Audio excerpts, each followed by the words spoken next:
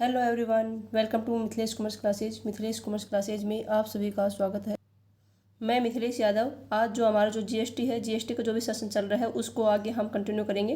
Continue करने से पहले आपको बता दें, यदि आपने अब तक यदि मिथिलेश कॉमर्स क्लासेज को यदि सब्सक्राइब नहीं किया है तो सबसे पहले आप मिथिलेश कॉमर्स क्लासेज को सब्सक्राइब करें। अपने फ्रेंड्स ग्रुप में, कॉमर्स ग्रुप में अपने जो मिथिलेश कॉमर्स क्लासेज जो क्लास है इसको शेयर करें एंड क्लास अच्छी लगे तो लाइक करें। ओके, तो हमारा जो जीएसटी में जो सेशन चल रहा है उसमें हमने आपको जो हमारा जो न्यू टॉपिक जो रजिस्ट्रेशन हम आपको पढ़ा रहे थे, तो उसके कुछ कॉन्सेप्ट हमने आपको पिछली क्लास में रजिस्ट्रेशन के बारे में कुछ कॉन्सेप्ट आपको समझा चुके हैं। आगे कुछ कॉन्सेप्ट जो हमारे बचे हुए थे वो अपन इस क्लास में उसको पूरा करने की कोशिश करेंगे। Okay friends, okay.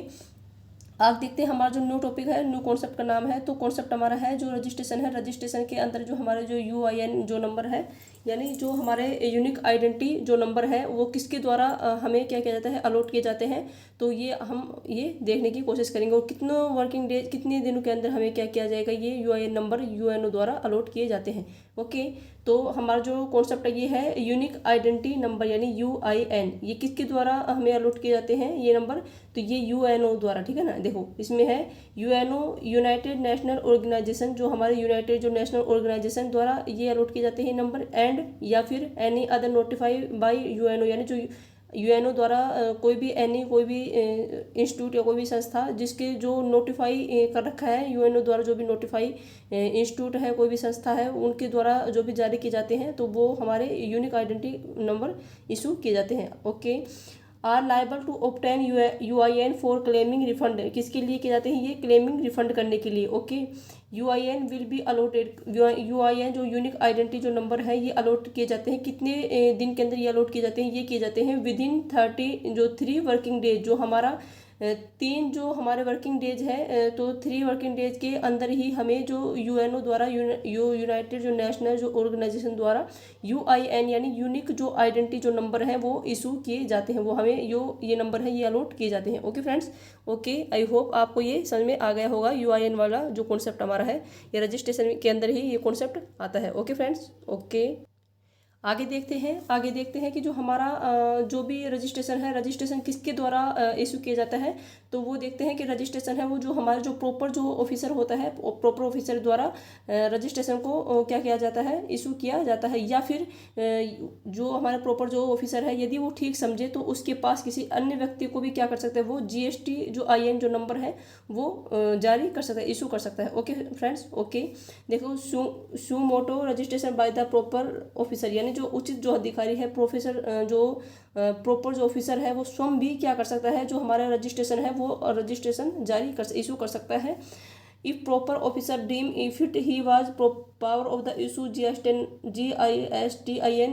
To any person, यानी यदि प्रॉपर जो ऑफिसर है यदि समझे, ठीक समझे तो क्या कर सकता है, वो उसके पास किसी भी व्यक्ति को जो GSTIN है, जो GSTIN जो नंबर है वो जारी करने की क्या होती है, पावर होती है किसके पास, प्रॉपर ऑफिसर के पास। ओके फ्रेंड्स, देखो जो हमारा जो रजिस्ट्रेशन है ये कैंसिल भी कौन कर सकता है, ये कैंसिल भी आगे हम आपको कॉन्सेप्ट पढ़ाएंगे, जो कैंसिल ऑफ द रजिस्ट्रेशन। तो कैंसिल ऑफ द रजिस्ट्रेशन में जो हमारा प्रॉपर जो ऑफिसर है ये रजिस्ट्रेशन को कैंसिल कर सकता है। किस किस कंडीशन में हम रजिस्ट्रेशन को कैंसिल कर सकते हैं वो आगे हम पढ़ेंगे। तो हम बता दें कि जो हमारा जो प्रॉपर ऑफिसर होता है यही हमारा रजिस्ट्रेशन के क्या करता है, इशू करता है। Okay, okay. अब आगे देखते हैं हम effective date of the registration, यानी जो रजिस्ट्रेशन है, रजिस्ट्रेशन की इफेक्टिव डेट क्या क्या दे रखी है। यदि हम इफेक्टिव डेट, हमें 2 इफेक्टिव डेट रजिस्ट्रेशन की प्रोवाइड की जाती है। यदि हम क्या करते हैं, यदि विद इन 30 डेज के अंदर यदि हम रजिस्ट्रेशन के लिए एप्लीकेशन फिल कर देते हैं तो उस केस में हमें रजिस्ट्रेशन के लिए जिस तारीख से वह क्या है रजिस्ट्रेशन के लिए लाइबल है उसी तारीख से क्या हो जाता है, वो इफेक्टिव डेट मानी जाती है रजिस्ट्रेशन के लिए। ओके, सेकेंड केस ये है कि यदि हम विद इन 30 डेज के अंदर यदि हम एप्लीकेशन फॉर्म को फिल नहीं करते हैं तो हमें जो डेट ऑफ द जो ग्रांट जो रजिस्ट्रेशन, यानी जिस दिन जो रजिस्ट्रेशन प्रदान करने की जो भी तिथि है उस तिथि को हम क्या मानेंगे, रजिस्ट्रेशन की इफेक्टिव डेट मानेंगे। ओके फ्रेंड्स, ओके, चलो देखते हैं effective date of the registration. Effective date क्या है रजिस्ट्रेशन की, इफ फर्स्ट कंडीशन है इसमें, if application filled within 30 days, यानी जो हमारा जो एप्लीकेशन जो फिल किया जाता है कितने दिनों में, विद इन 30 डेज, यदि 30 दिन के अंदर यदि एप्लीकेशन फिल किया जाता है तो उस केस में क्या होगा, the date on which he become liable to registration, यानी जिस तारीख को वह रजिस्ट्रेशन के लिए क्या होता है, उत्तरदायी होता है, लायबल होता है, उसी तारीख को उसको क्या मानेंगे, रजिस्ट्रेशन के इफेक्टिव डेट मानेंगे। Okay friends, okay. सेकंड हम देखते हैं, सेकंड कंडीशन क्या बता रखा है कि if application not fill within 30 days, यानी यदि एप्लीकेशन फिल जो हमारा है वो विद इन 30 डेज के अंदर यदि नहीं कर सकते हैं, नहीं कर पा रहे हैं, तो उसके केस में हमें जो रजिस्ट्रेशन की इफेक्टिव डेट क्या होगी, तो वो होगी the date of the grant of the registration, यानी पंजीकरण प्रदान करने की जो तिथि है उसी डेट को हम रजिस्ट्रेशन की इफेक्टिव डेट मानेंगे, यदि हम विद इन 30 डेज के अंदर यदि हम एप्लीकेशन फॉर्म फिल को नहीं कर सकते हैं। Okay friends, okay. तो हम ये है हमारा जो इफेक्टिव डेट है रजिस्ट्रेशन की, ये हमारा जो आरपीएससी जो असिस्टेंट प्रोफेसर है इसमें ये एग्जाम में पूछा हुआ क्वेश्चन है कि यदि हम विद इन 30 डेज के अंदर यदि हम एप्लीकेशन फॉर्म फिल कर सकते हैं, तो उस केस में हमारा जो इफेक्टिव डेट क्या होगी रजिस्ट्रेशन की थी, तो वो होगी कि जिस तारीख को वह रजिस्ट्रेशन के लिए क्या होता है, लायबल होता है, रजिस्टर करने के लिए क्या होता है, वो लायबल होता है, उसी डेट को क्या मानेंगे हम, रजिस्ट्रेशन की इफेक्टिव डेट मानेंगे। ओके। लेकिन यदि हमें इन फ्यूचर यदि कोई भी एग्जाम में यदि हम ऐसे पूछ लिया जाए कि यदि विद इन 30 डेज के अंदर यदि हम कोई भी एप्लीकेशन फिल नहीं कर सकते हैं, तो उस केस में जो पर रजिस्ट्रेशन की इफेक्टिव डेट क्या होगी, तो वो होगी कि जो हमारे डेट ऑफ द जो ग्रांट रजिस्टर, यानी जो हमारा क्या है कि पंजीकरण प्रदान करने की जो तिथि है, तो उसी तिथि को हम क्या मानेंगे, उसी तिथि को हम effective date of the registration मानेंगे। Okay friends, okay. I hope ये आपको जो इफेक्टिव डेट है रजिस्ट्रेशन की आपको समझ में आ गई होगी, और आपको ये भी समझ में आ गया होगा जो हमारा रजिस्ट्रेशन है, तो ये रजिस्ट्रेशन किसके द्वारा हमें क्या किया जाता है, हमें इशू किया जाता है, तो रजिस्ट्रेशन इशू किया जाता है, ये किया जाता है प्रॉपर जो हमारा ऑफिसर होता है उसी के द्वारा हमें क्या किया जाता है, रजिस्ट्रेशन इशू किया जाता है। Okay friends, okay. आगे देखो, आप हिंदी में समझाने की कोशिश करते हैं। पंजीकरण की प्रभावी तिथि, देखो जो हमारा जो नोट्स है जो आपको क्लास अवेलेबल कराई जा रही है, ये आपको बाईलैंग्वेज आपको क्लास अवेलेबल करवाई जा रही है, ताकि आपकी जो हिंदी मीडियम जो इंग्लिश मीडियम वाले जो दोनों मीडियम के जो बच्चे हैं किसी को कोई भी प्रॉब्लम क्रिएट नहीं हो। यदि फिर भी यदि आपको कोई भी चीज़ समझ में नहीं आती है तो आप हमें कमेंट्स नोट्स में कमेंट्स कर सकते हैं, हम आपकी कमेंट्स का पूरी कोशिश करनी जवाब देने की। Okay friends, okay. यदि आपको एक इन्फॉर्मेशन देनी है कि यदि आपको इनकम टैक्स से संबंधित जो भी हमारे अमेंडमेंट हुए थे, विद अमेंडमेंट यदि आपको कोई भी इनकम टैक्स की क्लास को ज्वाइन करना है, तो हमारे डिस्क्रिप्शन में इनकम टैक्स की प्लेलिस्ट बनी हुई है, और वहाँ जाके आप इनकम टैक्स की क्लास को ज्वाइन कर सकते हैं। और इसके साथ ही एक इनकम टैक्स जो हमारे जो हमारी क्लास ली जा रही है आपके हमारे द्वारा, तो उसमें क्या है कि जो हर कॉन्सेप्ट जो भी हमने पढ़ाए हैं उससे संबंधित जो भी सेपरेट कॉमर्स के अलग अलग एग्जाम में पूछे हुए जो क्वेश्चन है उन सभी को इंक्लूड करते हुए, या फिर इन फ्यूचर में जो भी हमारे पूछने की संभावना है क्वेश्चन को, तो उन सभी को हमने जो क्वेश्चन की टेस्ट सीरीज के रूप में आपको प्रोवाइड कराने की कोशिश की है, चाहे वो इनकम टैक्स से संबंधित हो, चाहे वो हमारे जीएसटी से संबंधित हो, ताकि आपकी हर कॉन्सेप्ट हो वो क्वेश्चन के माध्यम से भी क्लियर किया जा सके, और जो अलग अलग एग्जाम में कैसे क्वेश्चन पुटअप किए जाते हैं वो भी आपको इस चीज़ की नॉलेज हो सके। ओके फ्रेंड्स, और अपनी स्टडी को और ज़्यादा इंप्रूव कर सकते हैं हमारे प्लेटफॉर्म के साथ। Okay friends, okay. तो आगे देखते हैं कि जो पंजीकरण है, पंजीकरण की जो इफेक्टिव जो तिथि है वो हमने आपको बताई दी कि यदि 30 दिनों के भीतर आवेदन दाखिल किया जाता है, यदि विद इन 30 डेज के अंदर यदि हम आवेदन को फिल करते हैं, तो उस डेट में हमें कब इफेक्टिव डेट मानेंगे रजिस्ट्रेशन की, वो मानेंगे जिस तारीख को वह पंजीकरण के लिए क्या होता है, लायबल होता है, उत्तरदायी होता है, उसी डेट को हम क्या मानेंगे, उसी डेट को हम पंजीकरण के लिए इफेक्टिव डेट मानेंगे। ओके। सेकंड है, यदि 30 दिन के भीतर आवेदन दाखिल नहीं किया जाता है, तो उस केस में हमारे जो रजिस्ट्रेशन प्रदान करने की जो भी तिथि होती है, तो उसी तिथि को जो ग्रांट डेट ऑफ द जो ग्रांट रजिस्ट्रेशन होता है उसी तिथि को हम क्या मानेंगे, उसी तिथि को हम effective date of the registration मानेंगे। Okay friends, okay. आगे देखते हैं, आगे है जो हमने जो आपको पढ़ाए हैं रजिस्ट्रेशन के लिए, तो वो जो सीटीपी जो एनआरटीपी की जो विदाउट है उसके लिए बताए हैं। अब देखते हैं जो in condition of the CTP and NRTP, यानी जो हमारा जो नॉन रेजिडेंट जो टैक्सेबल जो पर्सन है उस केस में जो इफेक्टिव जो रजिस्ट्रेशन की जो वैलिड कब तक माना जाता है वो देखते हैं। नोट दे रखा है इसमें, registration will be valid in case of CTP and NRTP 4, यदि हमने जो रजिस्ट्रेशन कितने दिनों के लिए वैलिड माना जाएगा ये देखते हैं in case of the CTP and NRTP के केस में। Okay friends, okay. फर्स्ट है इसमें, फर्स्ट है period specified in the registration, यानी जो हमारे पंजीकरण की जो भी निर्दिष्ट जो भी पीरियड स्पेसिफाई जो पीरियड दिया गया है वो, या फिर सेकंड है 90 days for the date of the registration, यानी जिस दिन पंजीकरण की तारीख से 90 डेज के लिए, या फिर इसमें कुछ कंडीशन दे रखी है कि which can be extend for maximum up to 90 days, यानी जो हमारा जिस अधिकतम इसमें 90 डेज के लिए इसको और एक्सटेंड कर सकते हैं। ठीक है, तो इसमें देखना है कि जो हमारा रजिस्ट्रेशन के लिए जो भी स्पेसिफिक जो भी पीरियड हमें प्रदान किया गया है, या फिर जो हमारा जो रजिस्ट्रेशन की जो डेट है उससे जो 90 डेज है वहाँ तक हमारे जो CTP एंड NRTP के केस में रजिस्ट्रेशन वैलिड माना जाएगा।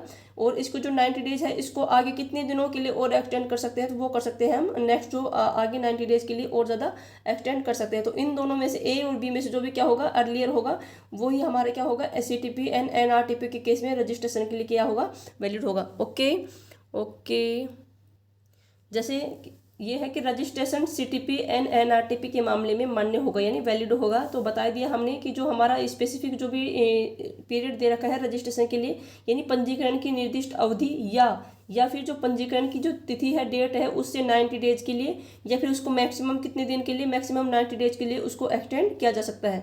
इन दोनों में से जो हमारे जो स्पेसिफिक जो भी पीरियड दे रखा है रजिस्ट्रेशन का, इसमें से यह कि पंजीकरण की जो रजिस्ट्रेशन की जो डेट है उससे 90 डेज के लिए, इन दोनों में से जो भी क्या होगा पहले होगा वो क्या होगा, वो हमारे CTP एंड NRTP के मामले में हमारे रजिस्ट्रेशन क्या होगा, वैलिड होगा। ओके फ्रेंड्स, ओके चलो अब अपना जो नेक्स्ट जो हमारा न्यू जो कॉन्सेप्ट है वो आपको देखेंगे। तो वो क्या है, वो है इसमें कोर फील्ड इन्फॉर्मेशन, यानी जो हमारा कोर फील्ड जो इन्फॉर्मेशन है उस केस में, और सेकंड जो हमारा आगे आएगा वो होगा non core field information. Okay, तो कोर फील्ड इन्फॉर्मेशन है ये आगे आपको पढ़ाने की कोशिश कर रहे हैं हम। जो हमारा जो कोर फील्ड जो इन्फॉर्मेशन है ये क्या है कि जो हमारा मुख्य जानकारी में परिवर्तन, देखो जो हमारे जो कोर फील्ड इन्फॉर्मेशन है इसमें कौन कौन सी इन्फॉर्मेशन को हम शामिल करेंगे, तो वो करेंगे फर्स्ट है legal name of the business, यानी कोई भी बिजनेस है, बिजनेस का कोई भी लीगल नेम होता है वो क्या होता है, वो हमारा कोर फील्ड इन्फॉर्मेशन में शामिल किया जाता है। इसमें कुछ है, यदि there is no change in PAN, यानी जो हमारा पैन है उसमें कोई भी चेंज नहीं है। ओके, यदि हमारा कोई भी बिजनेस का कोई भी लीगल नेम है लेकिन उसके पैन में कोई भी चेंज नहीं है। ओके, सेकंड है addition and deleting of the stakeholder, जो हमारा हितधारक है, जो स्टेक होल्डर है उसको कौन कौन से स्टेक होल्डर को हमने ऐड किया है और कौन कौन से स्टेक होल्डर को हमने अपने जो बिजनेस से हटाया है, इन दोनों को ये भी हमारे कोर फील्ड इन्फॉर्मेशन में मुख्य जो जानकारी है उसमें शामिल किए जाते हैं। ओके, थर्ड है principal place of the business, यानी जो हमारा जो बिजनेस है, बिजनेस व्यापार का जो भी प्रिंसिपल जो प्लेस है, जो भी मुख्य प्रमुख जो भी स्थान है उसको शामिल करेंगे other than charge in state, यानी जो हमारे राज्य में परिवर्तन के अलावा। ओके, फोर्थ है इसमें additional place of the business, यानी जो बिजनेस है, बिजनेस का जो भी एडिशनल जो भी, देखो प्रिंसिपल जो प्लेस होता है वो होता है जहाँ पे हमारा जो हेड ऑफिस होता है जो कोई भी बिजनेस है। ओके, और जो हमारा एडिशनल जो प्लेस होता है वो होता है जो हमारी जो ब्रांचेज होती है, यानी जो हेड ऑफिस के अलावा जो भी हमारे अलग पे जो भी ब्रांच होती है, तो उन सभी को हम किस में शामिल करेंगे, उन सभी को हम कोर फील्ड इन्फॉर्मेशन में शामिल करेंगे। तो कोर फील्ड इन्फॉर्मेशन में आपको 4 चीज़ को याद रखना है कि हमें किस किस को कोर फील्ड इन्फॉर्मेशन में शामिल करेंगे।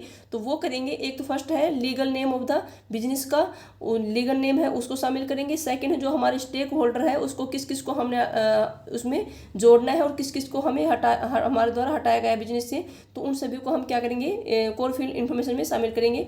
थर्ड है जो हमारा प्रिंसिपल प्लेस है ऑफ द जो बिजनेस का जो भी प्रिंसिपल जो मुख्य जो स्थान है उसको हम शामिल करेंगे। किसको छोड़ करके, जो हमारे स्टेट में जो भी चेंज हुए हैं स्टेट में उसको हम शामिल नहीं करेंगे। ओके, फोर्थ है जो हमारा एडिशनल जो प्लेस है जो बिजनेस का उसको हम कोर फील्ड इन्फॉर्मेशन में शामिल करेंगे, लेकिन जो राज्य में जो हमारे परिवर्तन के अलावा जो स्टेट में यदि हम परिवर्तन करते हैं तो उसको हम शामिल नहीं करेंगे। Okay friends, okay, I hope आपको ये समझ में आ गया होगा जो कोर फील्ड इन्फॉर्मेशन है इसमें किस किस को मुख्य जानकारी में हम बिजनेस की मुख्य जानकारी में किस किस को शामिल करेंगे। ओके, तो यदि आपको कोर फील्ड इन्फॉर्मेशन में यदि क्या करना है, कोई भी चेंज करना है, तो चेंज करने की यदि आपको आवश्यकता हुई है, कोई भी आपको परिवर्तन करना है मुख्य जो जानकारी है कोर फील्ड इन्फॉर्मेशन में, तो हम क्या करेंगे, कोई भी टैक्सेबल जो कोई भी पर्सन है वो जो परिवर्तन करने की जो आवश्यकता उसको महसूस होती है, अमेंडमेंट यदि वो करना चाहता है तो उसके 15 दिन के भीतर संशोधन के लिए यानी अमेंडमेंट के लिए वो क्या कर सकता है, एप्लीकेशन फॉर्म फिल कर सकता है। ओके, जो भी हम कोर फील्ड इन्फॉर्मेशन है, तो कोर फील्ड इन्फॉर्मेशन में यदि हम कोई भी चेंज करना चाहते हैं, यदि इसमें हमारे लीगल यदि बिजनेस का लीगल नेम है उसमें यदि हम चेंज करना चाहते हैं, यदि हमारे जो भी प्रिंसिपल जो भी प्लेस है बिजनेस का उसमें यदि हम चेंज करना करना चाहते हैं तो इस केस में हम क्या करेंगे, यदि हम कोर फील्ड इन्फॉर्मेशन यदि हम चेंज करना चाहते हैं तो हम क्या करेंगे, हम हमारा जो भी टैक्सेबल जो पर्सन है वो यदि अमेंडमेंट करने से पहले यानी जो अमेंडमेंट करने की जो उसको आवश्यकता रिक्वायर महसूस हुई है तो उस के 15 दिन के भीतर हमें अमेंडमेंट के लिए क्या करना है, हमें एप्लीकेशन फॉर्म फिल करना है, आवेदन करना है। Okay friends, okay. ये और यदि हमें आवेदन जिस तारीख को हम आवेदन कर रहे हैं उस तारीख की जो नेक्स्ट जो 15 डेज है तो 15 डेज में जो हमारा प्रॉपर जो ऑफिसर है, देखो जब हम क्या कर रहे हैं, हम अमेंडमेंट के लिए क्या कर रहे हैं, 15 डेज से पहले हम क्या कर रहे हैं, एप्लीकेशन फॉर्म आवेदन कर रहे हैं। तो आवेदन जिस दिन हमने आवेदन किया है उसके जो नेक्स्ट जो हमारा 15 डेज है उसमें क्या होता है कि जो हमारा प्रोफेसर जो ऑफिसर होता है, जो उचित जो अधिकारी होता है, वो जो हमने अमेंडमेंट की है, संशोधन किए हैं, उन संशोधन पर क्या क्या है, अप्रूवल किया जाता है, मतलब उन पर मंजूरी वो प्रदान करता है, ठीक है ना, उस पर वो मंजूरी प्रदान करता है। ओके, तो ये केस हमारा कोर फील्ड इन्फॉर्मेशन में ही होता है। यदि हम नॉन कोर फील्ड इन्फॉर्मेशन हम आपको आगे पढ़ाएंगे तो उस केस में ऐसा नहीं होता है। उस केस में क्या होता है कि जो हमारा जो भी टैक्सेबल जो पर्सन होता है वो कॉमन पोर्टल पे जाके और अपने संशोधन को, ये अमेंडमेंट को वो चेंज कर सकता है। उसमें कोई भी हमारा जो प्रॉपर जो ऑफिसर होता है उसकी हमें कोई भी मंजूरी लेने की आवश्यकता नहीं पड़ती है। ओके, ये आगे हम आपको आगे पढ़ाएंगे। तो इसमें हमने आपको बताया दिया कि कोर फील्ड इन्फॉर्मेशन में कौन कौन शामिल किया जाता है। जो हमारा कोई भी बिजनेस है, बिजनेस को जो भी लीगल नेम है। सेकंड हमने बताया है कि जो हमारा एडिशनल जो director of the share stakeholder यानी जो हितधारक है जो बिजनेस के, उसके किसको हमने हटाया है, किसको हमने उसमें जोड़ा है, उन सभी की इन्फॉर्मेशन इसमें शामिल की जाती है। थर्ड है जो हमारा प्रिंसिपल प्लेस है बिजनेस का, उसको भी हम इसमें शामिल करेंगे। जो हमारे स्टेट में जो भी चेंज हुए उसको शामिल नहीं करेंगे। फोर्थ है हमारा जो एडिशनल प्लेस है बिजनेस की, उसको भी हम इसमें शामिल करेंगे कोर फील्ड इन्फॉर्मेशन में। ओके फ्रेंड्स, ओके, आगे देखते हैं। देखो, आई होप आप अच्छे से क्लास समझ में आ रही होगी, ठीक है ना, क्लास आपको अच्छे से समझ में आनी चाहिए। यदि आपको कोई भी क्वेरी हो तो आप हमें कमेंट्स नोट्स में कमेंट्स कर सकते हैं। हम आपके कमेंट्स का पूरा उसका सोल्व करने की, प्रॉब्लम सोल्व करने की कोशिश करेंगे। Okay friends, okay. यदि क्लास अच्छे लगे तो लाइक करें और अपने फ्रेंड्स के साथ क्या करें, शेयर करें, जिससे हमें और ज़्यादा मोटिवेशन मिलता है। तो मोटिवेशन और ज़्यादा मिलेगी तो अधिक से अधिक यदि बच्चे हमारे प्लेटफॉर्म के साथ जुड़ेंगे तो हम इससे मोटिवेट होकर और आपको और जो अपने जो आगे, जैसे आपने इनकम टैक्स आपको पूरी कंप्लीट पढ़ा चुके हैं, अब जीएसटी आपको कंप्लीट कराने वाले हैं हाफ, यदि इससे ज़्यादा हम आपने पढ़ा चुके हैं, आपको क्लासेज ज्वाइन कर चुके हैं 10 से 15 क्लासेज। इसके बाद हम जो अपने जो नेक्स्ट जो हमारा सब्जेक्ट होगा तो वो आपको बता दिया जाएगा किस सब्जेक्ट पे आपको क्लास आगे इसमें free of cost YouTube channel Mithilesh commerce classes platform पे प्रोवाइड की जाएगी, वो आपको आगे बता दिया जाएगा। तो ऐसे ही यदि आप हमारे चैनल को सपोर्ट करते हैं तो हम आपके लिए और ज़्यादा इसमें आपकी जो स्टडी है इसको और ज़्यादा हमारे साथ इम्प्रूव किया जा सकता है। ओके फ्रेंड्स, ओके, और अच्छी अपने न्यू एनर्जी के साथ अच्छी आपके लिए आगे क्लास लेने वाली हैं। ओके, तो देखते हैं हमारे जो कोर फील्ड इन्फॉर्मेशन क्या है, हमने आपको बता दिया, लेकिन फिर भी एक बार हिंदी में आपको रिवाइज करवा देते हैं कि व्यापार का कानूनी नाम, यानी जो हमारे जो बिजनेस है, बिजनेस का जो भी लीगल जो नेम है, यदि पैन में कोई भी परिवर्तन नहीं हो, पैन में कोई परिवर्तन नहीं होना चाहिए, ठीक है। सेकंड है हितधारक को, जो हमारे जो स्टेक होल्डर है को उसको किसको जोड़ना है, किसको हटाया है, ये सभी इन्फॉर्मेशन को भी हम किस में शामिल करेंगे, कोर फील्ड इन्फॉर्मेशन में। ओके, थर्ड है व्यापार का जो प्रमुख स्थान यानी जो principal place of the business है, जिसमें जो राज्य में परिवर्तन के जो हुए हैं उसको हम शामिल नहीं करेंगे।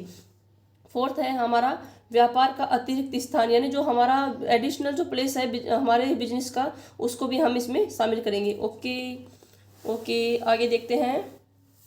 अगला है इसमें, in case of the change in the core information in the registration application, the taxable person will be apply for the amendment within 15 days of the event necessitation of the change। यानी यदि परिवर्तन पंजीकरण आवेदन में मुख्य जानकारी में मतलब इसका क्या मतलब है कि यदि कोई भी चेंज, यदि हमारे जो रजिस्ट्रेशन जो एप्लीकेशन है उसके कोर फील्ड इन्फॉर्मेशन में यदि कोई भी चेंज है तो जो कर योग्य जो व्यक्ति होता है यानी जो टैक्सेबल जो भी पर्सन होता है वो परिवर्तन की आवश्यकता के, जो हमारा चेंजिंग की जो हमारे नेसेसरी हुई है कि हमें चेंज करने की आवश्यकता है, तो आवश्यकता के 15 दिनों यानी 15 दिनों के भीतर, विदिन 15 दिनों के भीतर जो अमेंडमेंट के लिए क्या कर सकता है, वो आवेदन कर सकता है। ओके, ओके, इसमें ये बता रखा है कि यदि हमारा कोई भी जो कोर फील्ड इन्फॉर्मेशन है उसमें यदि हमें कोई भी परिवर्तन करने की कोई भी आवश्यकता महसूस होती है, तो उसमें यदि हमें कोई भी जैसे हमें कोई भी हमारे बिजनेस का लीगल नेम है उसमें कोई भी चेंज करना है, कोई भी हमारे जो स्टेक होल्डर है कोई भी जुड़े हैं या हटाए गए हैं, हटाना है हमें को, तो उन सभी में यदि हमें कोई भी चेंज करना है तो चेंज करने के विदिन 15 डेज के अंदर हमें जो अमेंडमेंट हुए हैं उसके लिए हमें क्या करना है, हमें आवेदन करना है। Okay friends, okay. आगे इसमें बता रखा है, इसमें है कि द प्रॉपर ऑफिसर, जो हमारा उचित जो अधिकारी है, देन विल जो approve the amendment with in next 15 days, यानी जो हमारा जो प्रॉपर जो अधिकारी है, जिस दिन हमने क्या किया है, हमें आवश्यकता महसूस हुई है कोर फील्ड इन्फॉर्मेशन में, तो हमने क्या किया है उसमें हमने 15 डेज के अंदर कोई भी एप्लीकेशन फॉर्म क्या कर दिया है, फिल कर दिया है। ओके, तो अब क्या होगा, जो हमारा जो काम है वो हमने फिल कर दिया है एप्लीकेशन फॉर्म, लेकिन जो हमारा जो प्रॉपर जो ऑफिसर है वो क्या करेगा, जो अमेंडमेंट हुए हैं तो अमेंडमेंट की जो हमारे संशोधन के विद इन जो 15 डेज, अगले जो नेक्स्ट जो 15 डेज में वो क्या कर देगा, वो अप्रूवल दे देगा, यानी हमें मंजूरी प्रदान कर दी जाएगी उसके द्वारा। ठीक है ना। देखो, इसके बाद उचित जो अधिकारी है, जो प्रॉपर जो ऑफिसर है, अगले नेक्स्ट जो 15 डेज के अंदर यानी जो विद इन 15 डेज के अंदर जो हमारे अमेंडमेंट है तो अमेंडमेंट पे वो क्या कर देगा, मंजूरी प्रदान कर देगा। Okay friends, okay. तो ये हमारा जो कोर फील्ड जो इन्फॉर्मेशन है, ये अपना जो कॉन्सेप्ट है ये कंप्लीट हो चुका है। आगे हम आपको जो हमारा जो नेक्स्ट जो कॉन्सेप्ट है वो है नॉन कोर फील्ड इन्फॉर्मेशन। तो नॉन कोर फील्ड इन्फॉर्मेशन यानी जो हमारे जो गैर कोर जो फील्ड है उसमें हम किस किस को शामिल करेंगे, तो वो हम शामिल करेंगे all other field are non core information like name of the day, functionaries, email ID, जो हमारा मोबाइल नंबर, ईटीसी, यानी जो हमारे अन्य सभी जो क्षेत्र है गैर कोर फील्ड इन्फॉर्मेशन के, तो उसमें गैर जो जैसे डे टू डे जो भी पदाधिकारियों के जो भी नाम है, जैसे कौन कौन से हमारे पदाधिकारी हैं उसके जो भी नेम है उन सभी को हम नॉन कोर फील्ड इन्फॉर्मेशन में क्या करेंगे, शामिल करेंगे। जैसे हमारा कोई भी ईमेल आईडी है या फिर उसके जो मोबाइल नंबर है जो पदाधिकारियों के, उन सभी को हम क्या करेंगे, उन सभी को हम नॉन कोर फील्ड इन्फॉर्मेशन में शामिल करेंगे। Okay friends, okay. आगे देखते हैं, for change in the non core field information no approval for the proper officer is require and the amendment can be effected by the taxable person on the common portal, यानी गैर जो core जो जानकारी में जो परिवर्तन यदि हमें करने हैं, यदि हम नॉन कोर फील्ड इन्फॉर्मेशन में यदि हमें कोई भी चेंज करने हैं, तो हमें कोई जो उचित जो अधिकारी है, प्रॉपर जो ऑफिसर है, कि कोई भी हमें मंजूरी, हमें अप्रूवल लेने की आवश्यकता नहीं है। ओके, और हम जो हमारे जो अमेंडमेंट करने हैं वो हम कैसे करेंगे, कोई भी टैक्सेबल जो भी कर योग्य जो भी पर्सन होगा वो हमारा जो कॉमन पोर्टल है, कॉमन पोर्टल पे जाके और अपने आप स्वयं उसको क्या कर सकता है, वो उसमें चेंज कर सकता है। Okay friends, okay. देखते हैं आगे। देखो, जैसे ये है कि नॉन कोर फील्ड इन्फॉर्मेशन, जैसे इसमें हमने आपको इंग्लिश में बता दिया, लेकिन एक बार हिंदी में और आपको समझा देते हैं कि अन्य सभी क्षेत्र गैर कोर फील्ड है, जैसे हमारे नॉन कोर फील्ड है, जैसे कौन कौन से हैं, डे टू डे जो पदाधिकारियों के जो नाम है, सेकंड जो इसकी ईमेल आईडी है, मोबाइल नंबर है, इन सभी को हम किस में शामिल करेंगे, इन सभी को हम नॉन कोर फील्ड इन्फॉर्मेशन में शामिल करेंगे। ओके। सेकंड है, गैर कोर जानकारी में परिवर्तन के लिए जो उचित जो अधिकारी है, प्रॉपर जो ऑफिसर है, उसकी कोई भी हमें अप्रूवल लेने की कोई भी नेसेसरी नहीं है, कोई भी आवश्यकता नहीं है। और जो हमारे संशोधन यानी अमेंडमेंट हुए हैं वो कॉमन पोर्टल पर जो टैक्सेबल जो पर्सन जाके अपने आप स्वयं उसको जाके उसमें संशोधन कर सकता है। Okay friends, okay. I hope आपको हमारी क्लास है ये अच्छी लगी होगी। यदि अच्छी लगी है क्लास तो आपका रिस्पॉन्सिबिलिटी बनती है कि आप क्लास को क्या करें, लाइक करें, अपने फ्रेंड्स के साथ कॉमर्स ग्रुप में क्लास को शेयर करें, और मिथिलेश कॉमर्स क्लासेस को यदि अब तक भी यदि आपने सब्सक्राइब नहीं किया है तो सब्सक्राइब करें। ओके फ्रेंड्स, आगे अपने जो मिथिलेश कॉमर्स क्लासेस अपने खुद का चैनल है, आपका खुद का चैनल को यदि आप प्यार सपोर्ट करने के लिए बहुत बहुत ही धन्यवाद। आगे मिलते हैं हमारे जो न्यू जो कॉन्सेप्ट है, तो न्यू कॉन्सेप्ट जो हमारे कैंसिलेशन ऑफ द रजिस्ट्रेशन है, यानी रजिस्ट्रेशन की जो हम कैसे कैंसिलेशन करते हैं, कौन उसको कैंसिलेशन करते हैं, कौन कौन सी कंडीशन है जिसमें हमारे जो रजिस्ट्रेशन है उसको कैंसिलेशन किया जाता है, ये अगली क्लास में हम आपको पढ़ाने वाले हैं। तो आज तक इतना ही, क्योंकि हमारी जो क्लास है काफ़ी लंबी हो जाएगी, तो यहीं तक आपके लिए मिलते हैं अगले नेक्स्ट क्लास में। जब तक कि बहुत ही बाय, धन्यवाद, थैंक यू इतना प्यार और सपोर्ट देने के लिए।